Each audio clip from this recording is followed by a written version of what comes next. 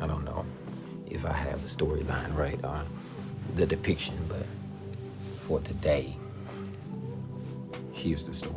There is a lame man sitting at the temple's gate, and the temple is so beautiful that the gate catches the name, but the man never catches the temple. So he's being carried by people, can't get him in, but they're right outside the church. Somewhere there's a man who comes up and says, Peter, silver and gold have I none, but such as I have give I thee.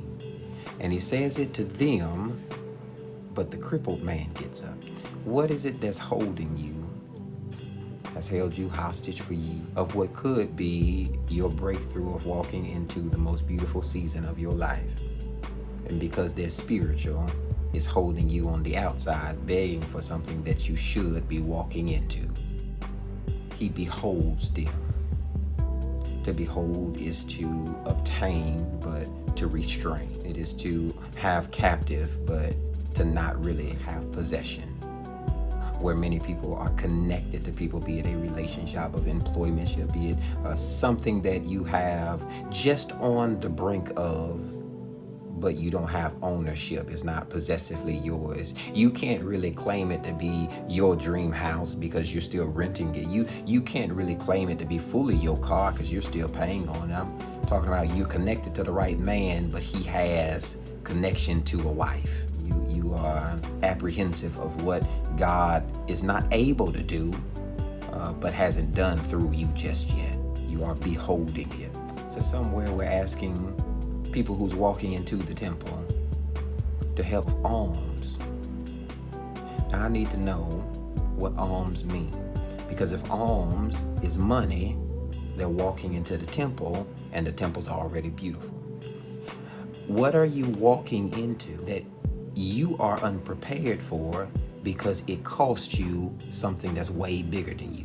It is the destiny, the dream, the assignment, the anointing, the mission that God has called you on is a beautiful future that's ahead of you, but you can't walk into it because you feel like you can't finance it. Well, God has to provide you the income, the outgoing. Well, you have to see it before you can walk through it.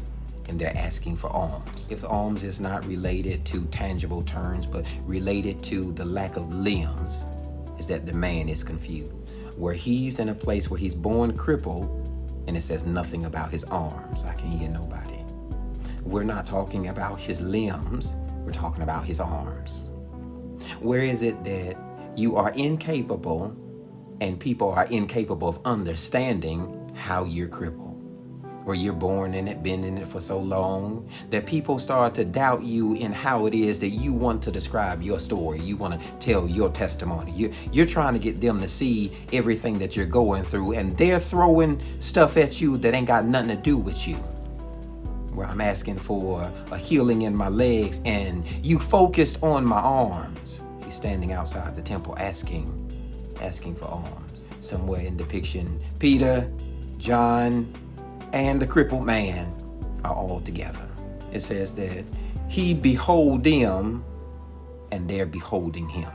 You know that you are about to get the breakthrough when people connected to you can't pray for you, but they'll hold you back from everything God has meant for you.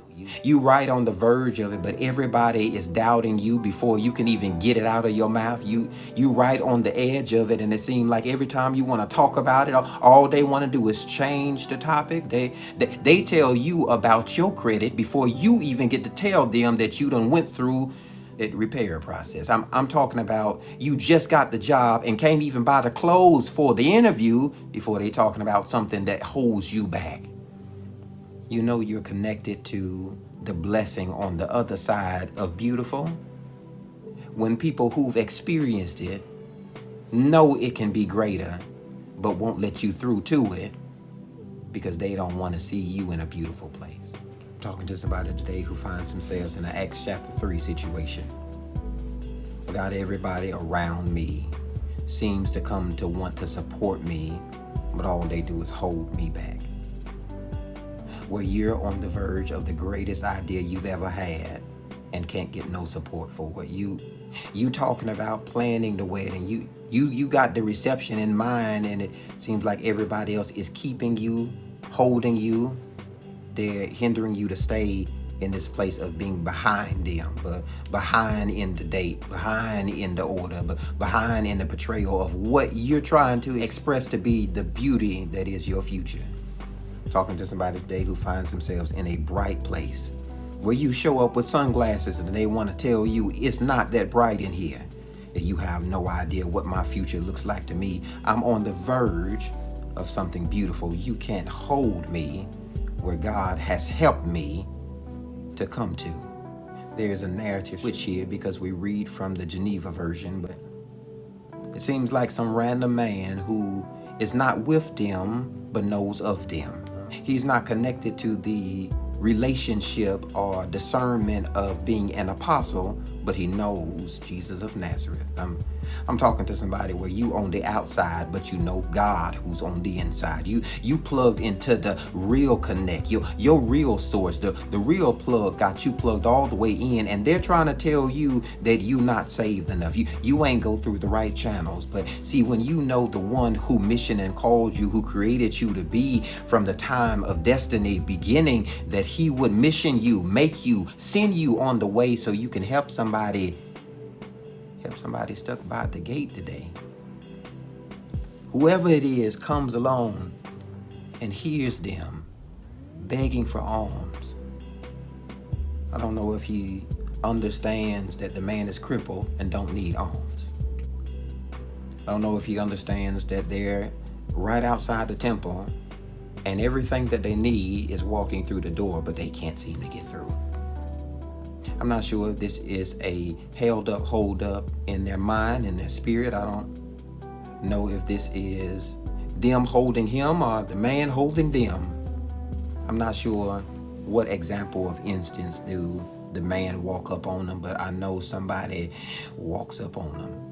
And I tell you on today, you have to be so determined to get to where you're going that you'll drop anybody off that won't walk up and step up to where it is you need to go. You have to be so determined to get to your destined end that you'll drop them off at the gate if they don't want to come in. You have to tell them, you have to allure them, you have to suggest to them that my future is better than anything that's holding me outside of the door, outside of the gate, outside of the temple. Is that it's so beautiful. Anything connected to me that looks ugly, I have to leave behind. You have to tell that thing that's hindering, that's holding you, that is stopping you from performing on today, to get up and walk. You got to get up and walk in it. You got to have it walk, not you walk, have it walk. Have doubt walk away. You have to have insecurities walk away. You have to have people connected to you who seem to be there to help you, but only really there to hurt you. You have to put them out in your mental space, in your spiritual space, so that they can leave. You have to put them out, make them walk. He says, everything inside of you that would hinder you and hold you, I'm calling it to stand up and walk today. Says the man had no problem standing up. The problem was he didn't possess the strength in his ankles and in his knees. He's born crippled, but he has legs. He's born lame, but it's not that his feet are amputated, nor that his knees are cut off above. It is he has everything that he needs to walk, but he just needs the strength to get up and walk in. And I'm talking to somebody today who you are equipped with everything. You big enough, you bold enough, you great enough. You are assigned and destined. You are created everything that God would need you to be for the season you're about to walk into. You just need the strength, the strength that is he's greater that in you than him that is opposing you, the strength that is everything that the enemy would throw at you, that God would deter from you, that you need the strength that he who began a good work in you is faithful to see you through. You just need the strength. And he says, get up, walk. And it says the man got up and started praising God, walking. I'm talking about the praise came first, then came the walk. You have to stand up and identify, I am not everything, God, that I need to be, but I'm standing. I'm standing on the word. I'm standing on the promises. I'm standing on everything that you promised me and my mama. I'm standing on the word that you gave my grandmama that I wasn't even here to hear. I'm standing on everything that the Bible says that was for somebody else, but I'm claiming it for myself. I'm standing on the word. I'm standing on it to know that even if I didn't hear it, that I can still stand on it. I'm standing on the foundations of the earth that God would create and mission before time that I get to where I needed to go. I'm standing on that. I'm standing like the thief on the cross. He's hanging, but I'm standing on God. Remember everything that you called me to do. Remember the future that you placed inside of me that I see, but I can't see in front of me. I'm standing on every promise that has not come into fruition. Everything that I want, that I will with my words, but I haven't seen the manifestation of the words that I mission. I'm standing on it. And began praising God. You have to thank him in it before you can ever thank him for coming out of it. You got to thank him, God, that I'm in a place that held me, because I know I'm about to walk into a place where can't nobody touch me. I need to thank God in a place where I'm held up, tied up, strained up. I'm held in a place where I'm too broke. I'm taken as a joke. I am in a place where I can thank God even in the bad, because God is about to let me walk into my good. Everything that you would know, be the glory of God, the favor of him over your life, your future, your finances, your family, your faith, and your health. You have to thank God from a broken place, that you have to get up. You can't stay here. So life moves on. And let me tell you on tonight, where you're about to go is the most beautiful place you've ever been. God bless you tonight.